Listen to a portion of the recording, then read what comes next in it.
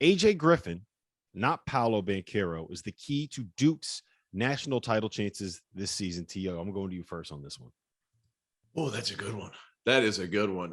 His emergence as yet another go-to player for Duke is ridiculous. The fact that they have so many, I do think eventually it's going to come down to Paolo Banchero because that's who they go to whenever they need something at the end of the clock. That's who they go to in the mid post whenever there's 6 or 7, whenever they're in a cold spell.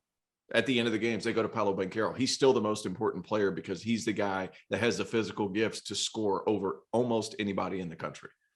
I think AJ Griffin's emergence puts them in as, if not the favorite to win the national championship, but right there, because guys, they have so many scores on that team between him, Trevor Keels, and Banchero. Like AJ Griffin, his performance against Carolina was remarkable. He is that extra spurt. I don't think he's quite as important as Banchero because Banchero is the guy they go to when they absolutely need something in the offense.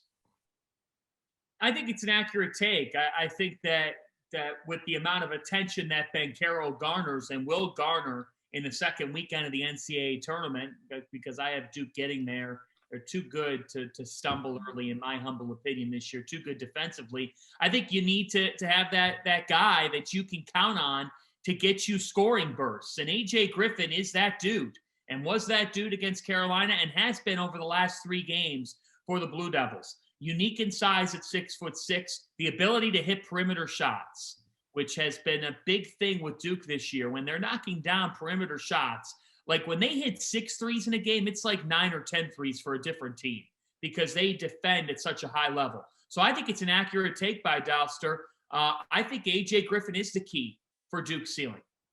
Can I throw a curveball into this one? I think the key to this Duke team is Mark Williams. Because defensively, as soon as he comes out of the game, rim protection completely changes. Paolo Banchero, for all he is offensively, not a great off-ball defender. I think that's been the knock on him so far this year. But Mark Williams, you see the difference in the team whenever he's in the game versus out of the game. You saw it when he got 2 fouls against Louisville. Louisville makes their run. He comes back in, they're a completely different ball club. Because of the rim pressure offensively and defensively, nobody can score over top of him. He has been tremendous for that Duke team as well.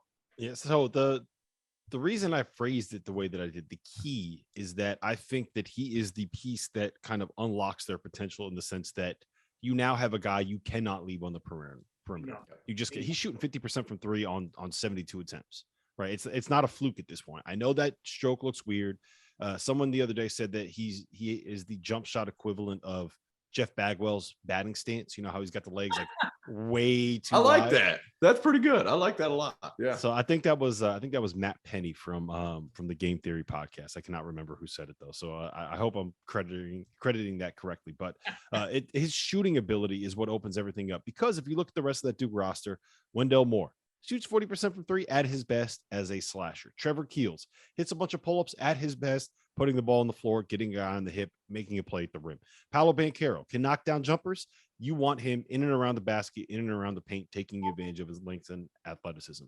Mark Williams, he's not doing anything outside of about 6 feet. So being able to pull people away, create a little bit of space, get a little bit of breathing room for some of these other guys in the paint, I think is what's going to be the difference between Duke being great and Duke being a team like they were in 2019 when they had all this talent. And then they got into the tournament and Taco Fall was able to guard Trey Jones and just stand in front of the rim, kind of a deal. Yep. So to me, that's why I think he ends up being the key, because we didn't see him until about 2 months ago, really kind of take off. So that's where I'm at with it. Right now, Duke is the second favorite team. Tio, we got about a minute left here. Do you think that's right? According to Bet Rivers, they are the second best team or second most likely team to win a national title. Well, I saw a graphic that Fox Sports put out the other day. It was something like there's over the last 10 or 15 years, the team that wins national championship is top 15 in both offense and defense. I can't remember exactly. Don't hold me to that, but they have that. They're 11th in offense, 15th in defense. I think matchup for matchup against whoever they play, they're going to have some mismatches in their favor.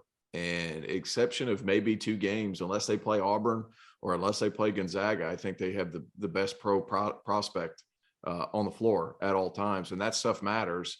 And they it's probably will have the best player on the floor at all times for the most part. right? Yes. Yeah. Whether it's Paolo. So that's kind of what I was alluding to. But yeah, it's they are so talented, and there's just guys around them that also have that spurt ability, kind of what you were referring to with AJ Griffin, Fanta. Yeah. Yep. I think Griffin's the key to their ceiling.